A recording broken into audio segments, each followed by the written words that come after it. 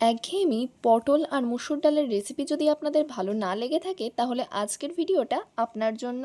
মুসুর ডাল আর পটলের এই রেসিপিটা যদি আপনারা এখনও বানিয়ে না থাকেন তাহলে আমার কথা অনুযায়ী এই রেসিপিটা একবার বানিয়ে দেখুন, খেতে কিন্তু অসম্ভব সুন্দর হয়। তো চলুন রেসিপিটা দেখে নেওয়া যাক। নমস্কার বন্ধুরা, আবার নতুন ভিডিও নিয়ে আপনাদের সামনে হাজির হয়েছি। আমার চ্যানেলটা নতুন হয়ে থাকলে চ্যানেলটিকে সাবস্ক্রাইব করে আমার পাশে থাকবেন। এখানে আমি 7-8 পিস পটলকে ঠিক এমন করে কেটে নিয়েছি, মাঝখান থেকে চিড়ে। আর খোলাগুলো কিন্তু অল্প অল্প করে রেখে দিয়েছি। খোলাগুলো এমন অল্প অল্প করে রেখে দিলে ভাজাটা খুব সুন্দর হবে আর খেতেও বেশি ভালো লাগবে। পটলগুলো কিন্তু খুব ভালোভাবে ধুয়ে নিয়েছি। এখানে আমি একটা বাটি নিয়ে নিয়েছি।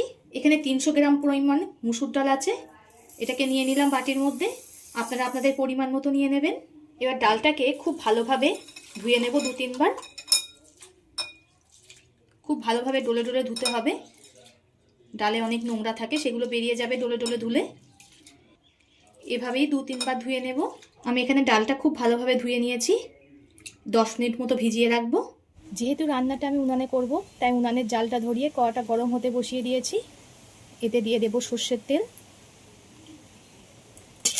তেলটা কিন্তু খুব ভালোভাবে গরম করে নেব। গরম তেলের মধ্যে কেটে ধুয়ে রাখা পটলগুলো দিয়ে দেব। পটলে দিয়ে দেব অল্প করে লবণ, হলুদ গুঁড়ো। লবণ হলুদ দিয়ে পটলটাকে খুব ভালোভাবে ভেজে নেব। পটলগুলো একটু রেখে রেখে ভাজলে ভাজাটা ভালো হবে, তা আপনারাও একটু রেখে রেখে ভাজবেন। 1 মিনিট মতো রেখে আবার উল্টিয়ে দেব, তাহলে ভাজাটা খুবই ভালো হবে। পটলগুলো খুব ভালোভাবে ভেজে নিয়েছি, এই পটলগুলোকে তুলে নেব।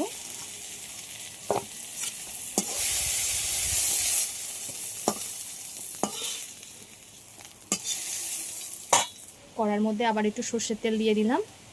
এই রান্নাটা সর্ষের তেলে করবেন, খেতে বেশি ভালো হবে। এই গরম তেলের মধ্যে দিয়ে দিলাম একটা শুকনো লঙ্কা, অল্প করে দিয়ে দিলাম জিরে। ফোড়ন থেকে যখন একটু হালকা মিষ্টি গন্ধ বেরাবে তখন এর মধ্যে একটা বড় সাইজের পেঁয়াজ কুচি দিয়ে দিলাম। পেঁয়াজটাকে কিন্তু একদম মিহি করে কুচিয়ে নিয়েছি। পেঁয়াজটা হালকা ব্রাউন করে ভেজে নিতে হবে, খুব একটা বেশি ভাজলে হবে না, বেশি ভাজলে তরকারির টেস্টটা নষ্ট হয়ে যাবে। পেঁয়াজটা দেখুন হালকা ব্রাউন করে ভেজে নিয়েছি, এর থেকে বেশি ভাজলে হবে না।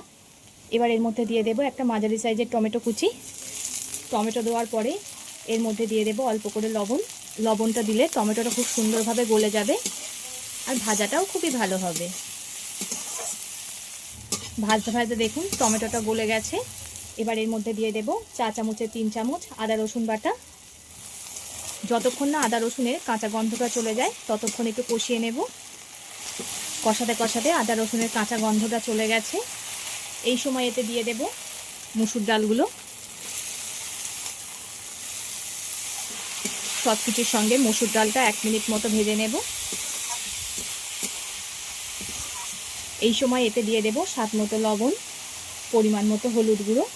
বন্ধুরা, আপনারা তো মসুর ডাল বা পটলের অনেক রকম রেসিপিই খেয়েছেন, এই রেসিপিটা একবার হলেও ট্রাই করে দেখবেন। ভাত, রুটি, পরোটা যে কোনো কিছু দিয়েই জমে যাবে, এত দারুণ হয় খেতে। ছোট থেকে বড় সবাই পছন্দ করে। আর একবার যদি এই রেসিপিটা ট্রাই করেছেন সবাই এটাই বানানোর আবদার করবে, এত দারুণ হয় এটা। 1 মিনিট মতো আমি ভেজে নিয়েছি। এবার এতে দিয়ে দেব জল। এবার ডালটাকে একটু সিদ্ধ করে নেব। ডালটা 50% মতো সিদ্ধ হয়ে গেছে। এবার এতে ভেজে রাখা পটলগুলো দিয়ে দেব। পটলগুলো দিয়ে ডালটা পুরোপুরি সিদ্ধ করে নেব। পটল যেহেতু ভাজা আছে সিদ্ধ করতে বেশি সময় লাগবে না। এবার এর ভেতরে দিয়ে দেব এই ছোটো চামচের 1/2 চামচ জিরে গুঁড়ো।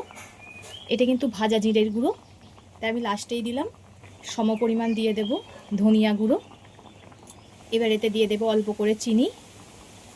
এই সব কিছু দিয়ে আবার একটু ফুটিয়ে নেব। আমার বন্ধুরা কে কোথার থেকে দেখছেন কমেন্ট করে জানাবেন। আপনারা এত সুন্দর সুন্দর কমেন্ট করেন, আমার পড়তে ভীষণই ভালো লাগে। এভাবে সাপোর্ট করার জন্য সকলকে অসংখ্য ধন্যবাদ। আপনারা সাপোর্ট না করলে আমি কখনোই এগিয়ে যেতে পারবো না, তাই এভাবেই আমার পাশে থেকে সাপোর্ট করে যাবেন। এই রেসিপিটা কার কেমন লেগেছে কমেন্ট করে জানাবেন,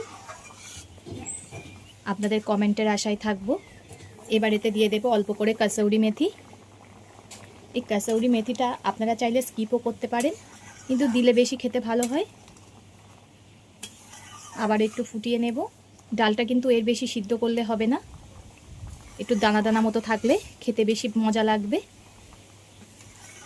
আর এই রেসিপি যদি আপনারা করেন আর অন্য কিছুই খেতে ইচ্ছা করবে না, এত দারুণ হয় এটা খেতে। যেদিন এই রেসিপিটা বানাবেন সবাই এইটা দিয়েই ভাত খেয়ে নেবে, ভাত বা রুটি যে কোনো কিছু দিয়েই খুবই কিন্তু ভালো লাগে। সব শেষে দিয়ে দেব অল্প করে গরম মশলা গুঁড়ো। আশা করি এই সিম্পলভাবে তৈরি করা রেসিপিটা আপনাদের সকলেরই ভালো লেগেছে। ঠিক দেখুন এমনই নামাতে হবে। এবার আমি নামিয়ে নেব। এতক্ষণ ধৈর্য ধরে ভিডিওটা দেখার জন্য সকলকে অসংখ্য ধন্যবাদ। সবাই সুস্থ থাকবেন, ভালো থাকবেন। পরবর্তী একটা নতুন রেসিপি নিয়ে আপনাদের সামনে আবার হাজির হচ্ছি।